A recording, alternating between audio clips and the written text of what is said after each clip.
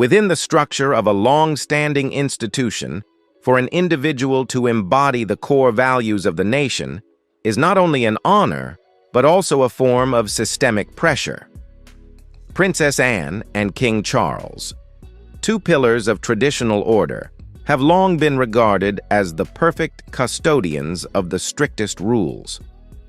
Yet behind the quietude of ceremonial rituals, there appear to be undercurrents of emotion and history that time cannot erase. Could there be an invisible boundary gradually fading? Are the secrets kept for decades truly shadows?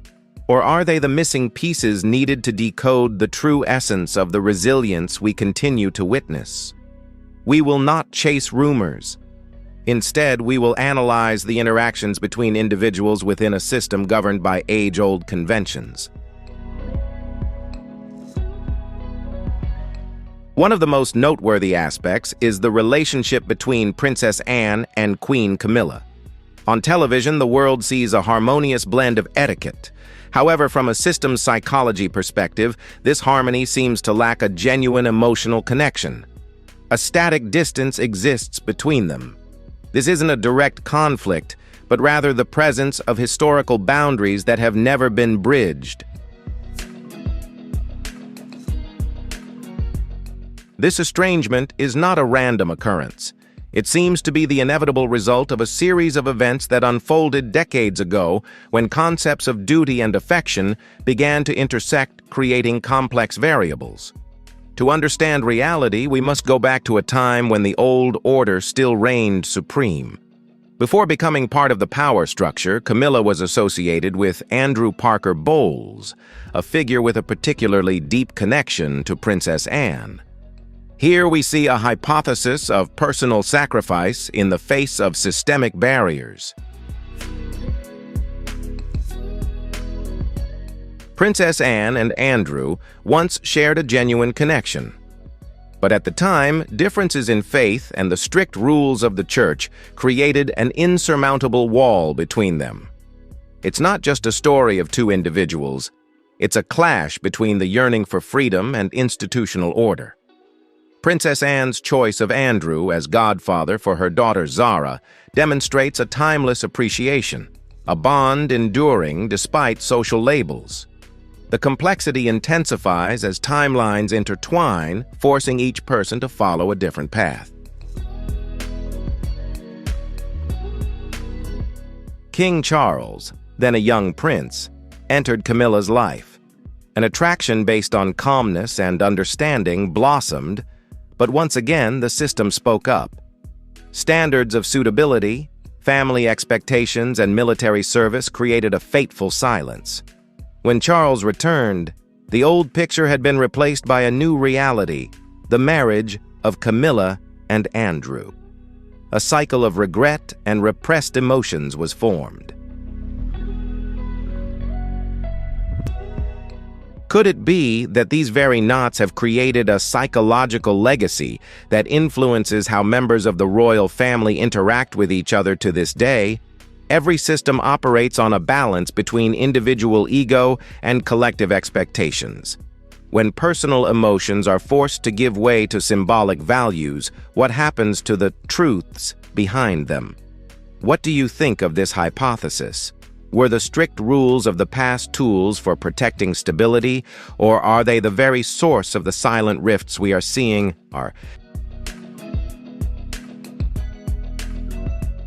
Time may fade memories, but within the structure of a symbolic family, it often deepens underlying bonds. Princess Anne, after establishing her own path with rigorous royal duties, maintained an invisible but enduring connection with Andrew Parker Bowles. Here we face an intriguing variable. When Camilla entered her formal marriage to King Charles, a complex web of relationships was formed. The woman at the center of the current system had once been intimately connected to both Anne's confidant and her brother. From a systems analysis perspective, this is not simply a love story, but an overlapping of social roles, creating significant psychological pressure on the stability of internal relationships. Princess Anne has always been considered the embodiment of the traditional model, where devotion, order, and adherence to rules are never allowed to be shaken. For a mindset that values consistency so highly, the appearance of Camilla is not just an addition to the family, but a sign of disruptive change. Could it be that in the mind of a heritage guardian, Camilla's presence also evokes the most turbulent periods of the royal family? This contrast isn't an open war, but rather a difference between two sets of values, one representing absolute steadfastness to the past and the other symbolizing adaptation and restructuring after setbacks. For decades, this quietude has been maintained as a shield protecting the public image. However, as roles within the palace begin to be redefined, the cracks in this relationship are gradually becoming apparent. Respect in the royal world is never a free gift. It's a currency that must be accumulated over time and through trials. Their interactions, described as minimal politeness, are in fact a systemic defense mechanism. There are no direct confrontations, no harsh words, only carefully calculated distances. For Anne, acceptance seems like a rigorous verification process. Can an individual truly integrate into the system if they have been a disruptive force in the past? Camilla, in her position, understood that entering an established structure was a journey fraught with prejudice. Princess Anne's strength and assertiveness mirrored the expectations the system placed upon her. In her silent struggle for acceptance, the story wasn't just about who was right and who was wrong, but about how to reconcile old wounds into a shared future. We have journeyed through layers of time, from the harsh rules of faith to the intricate web of personal relationships.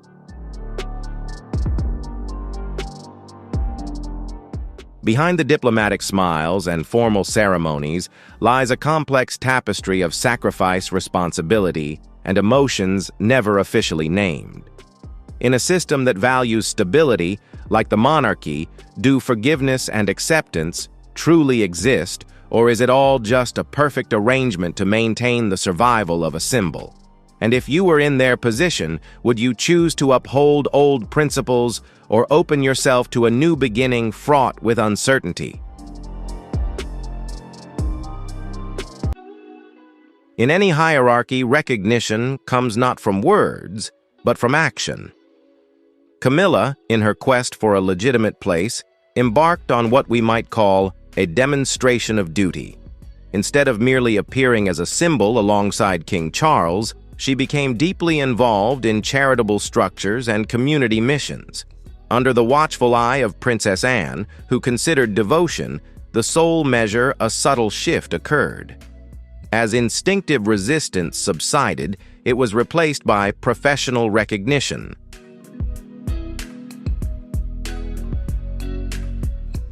However, we need to analyze carefully. Does this recognition equate to warmth? The answer seems to lie in the gap between two different worldviews.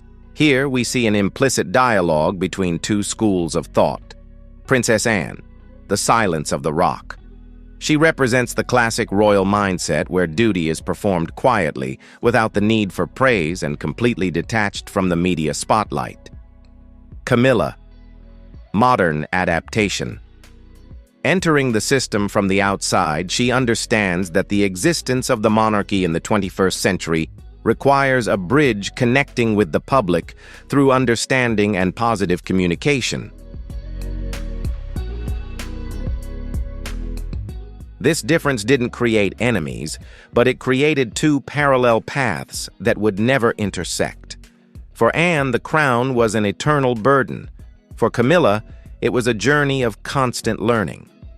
The moment King Charles officially ascended the throne was also the moment the established standards were put to the test. In private meetings behind the palace curtains, Princess Anne played the role of guardian of the standards. Without harsh words, Anne posed a fundamental question: Can the devotion of a spouse be measured by time or by genuine transformation? This was not a personal attack, but a test of loyalty to the institution. For someone who had dedicated her life to unconditional service like Anne, the level of devotion was a very high threshold that not everyone could easily cross. As the system sought to stabilize after the upheavals, a new light emerged, altering the entire distribution of energy within the palace Catherine, Princess of Wales. If Camilla represented the effort to adapt, Catherine embodied a natural harmony.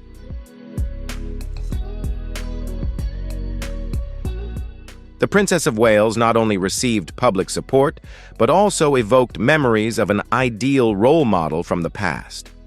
From an analysis of her influence, we see a psychological eclipse phenomenon, no matter how hard Camilla tries. Catherine's radiant and amiable presence seems to be casting an invisible shadow. Catherine's rise is not just a story of fame. It is the emergence of a new balancing point in the royal family. Someone who can connect Anne's rigorous values with the approachability of the new generation. We are witnessing a power struggle between positions and influence. While Princess Anne remains a firm moral compass, Camilla faces a new challenge, not only gaining acceptance within the family, but also finding her own voice amidst the powerful allure of the next generation. What is your hypothesis? Is Princess Anne's strictness necessary to uphold the core values of the royal family? Or is the presence of new figures like Catherine the key to this institution's continued existence in the public eye based on analyses of the character and depth of these royal figures? Let's leave comment number 2. If you are impressed with how they are asserting their position and preserving their heritage, leave a comment. Number 5. If you notice other mysteries still waiting to be solved in the future, don't forget to press like and subscribe to the channel Book Now to avoid missing out on the most insightful analyses of the world of power symbols. In a system built on titles, the emergence of a middle-class figure like Catherine, Princess of Wales, created an interesting breakpoint. One theory suggests that Catherine's sophistication stemmed not from her lineage, but from a combination of modern education and self-effort. This creates a paradox. While the world admired Catherine's approachability within the confines of the ancient walls, she was a challenge to established norms. Could the underlying distance between Camilla and Catherine not be merely personal prejudice, but rather a resistance from an old order to a model of popular monarchy? Catherine represents a future where public support is the true measure of power, something Camilla, no matter how hard she tries, always faces obstacles from the past. Here we see two contrasting journeys. Camilla's journey, a journey of redemption and perseverance over decades to gradually gain acceptance. Catherine's journey, an almost immediate explosion of faith and love. This contrast created systemic pressure on the role of the queen consort. While Camilla relied on experience and perseverance to assert her position, Catherine used soft power, kindness, and modern style to become the soul of the new era.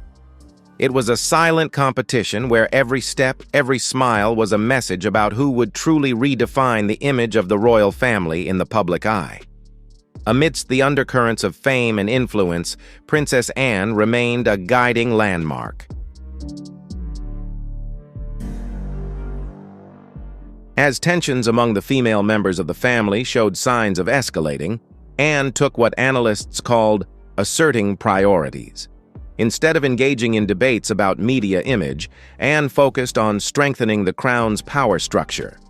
She chose to act quietly but decisively, prioritizing core tasks that she believed were essential to the institution's survival. Her actions were not merely fulfilling her duty, but a message to both Camilla and Catherine that glamour may come and go, but responsibility to the crown is constant. Our investigation into the hidden corners of the palace has revealed a multifaceted picture: Anne's meticulousness, Camilla's persistent efforts, and Catherine's modern appeal. Three women, three representatives of different periods of history, are together creating a turbulent new chapter for the British monarchy.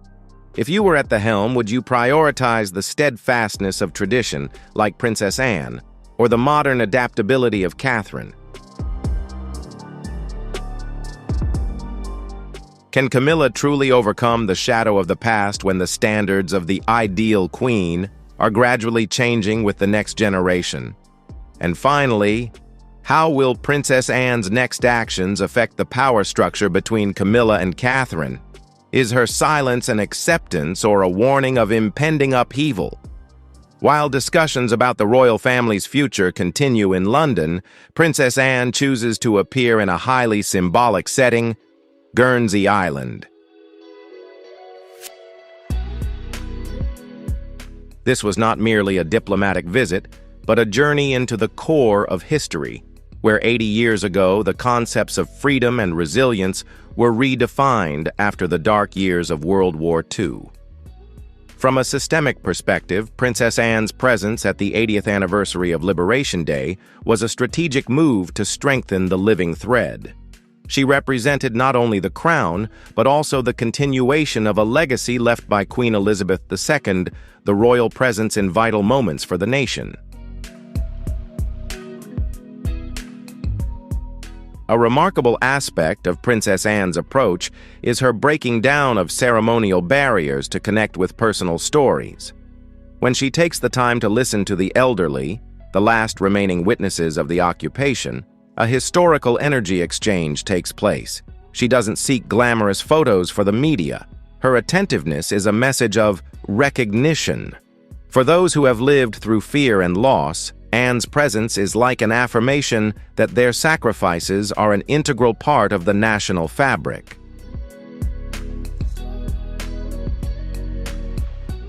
This is how the royal family maintains its legitimacy, not through social media posts, but by being the keepers of the flame for the most important memories. At the solemn church ceremony, Princess Anne's speech carried special weight. Her affirmations of not being forgotten were not merely words of comfort, but a commitment from the institution. In particular, her conveying warm congratulations from King Charles created a resonance effect.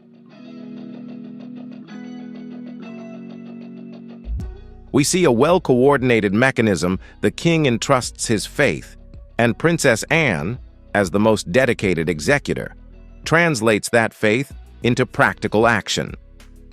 Recalling the hospitality received by King Charles and Queen Camilla a year earlier is also a clever way to unite the royal family members, despite the differences in personal styles we've analyzed earlier. The subsequent journey to Sark Island, a small but historically rich community, further clarifies Anne's philosophy: no community is too small to be forgotten.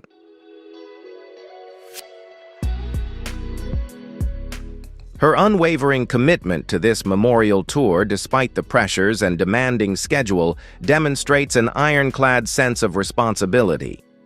It is her way of protecting the crown, by being present where it is most needed at the most meaningful time. Princess Anne's trip to the Channel Islands painted a stark contrast to the media frenzy at the palace. While the world was busy comparing Catherine's modernity with Camilla's efforts to adapt, Anne quietly built bridges between the past and the present. A hypothesis for us to ponder. Could it be that these quiet, historically significant journeys are what truly keep the monarchy standing against the storms of the digital age? In a world changing so rapidly, is Princess Anne's steadfastness to the past an outdated value or an indispensable spiritual anchor for the people? How do you assess the way Princess Anne represented King Charles in these historical events? When a royal visit sheds its rigid ceremonial layers, it becomes a reunion of witnessing souls. In Guernsey and Sark, we see not just a princess on duty, but a memory archive in operation.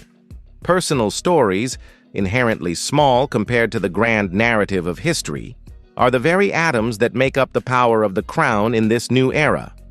Perhaps the true value of royalty lies in its ability to transform the dry data of war into vibrant emotions. Let's analyze how the last surviving witnesses passed on their historical genetic code to future generations through Princess Anne. Let's consider the case of Winnie Coe. At age 85, the memory of her first chocolate bar was not simply a taste experience. From a systems analysis perspective, it marked the collapse of an isolated order and the rebirth of hope. In an environment where hunger was used as a tool of control, tasting the sweetness of relief packages was an emotional revolution.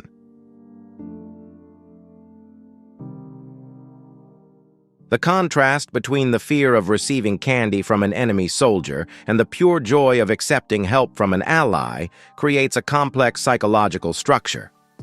Princess Anne, by listening to these details, inadvertently acts as an authenticator of the human values that triumphed in the darkest hour. Another aspect of the heritage preservation system is the ability to reconstruct pain. Sally Roberts' story and the poem extracted from wartime letters are a prime example. Instead of being left to rot in a drawer, these old manuscripts were transformed into a public message before the royal court. This was a mechanism of collective spiritual purification. When the poem was read aloud before Princess Anne, it ceased to be the property of a single family and became part of the national heritage. Royal recognition elevated personal emotions to an enduring spiritual value, reminding us that forgetfulness is a second occupation.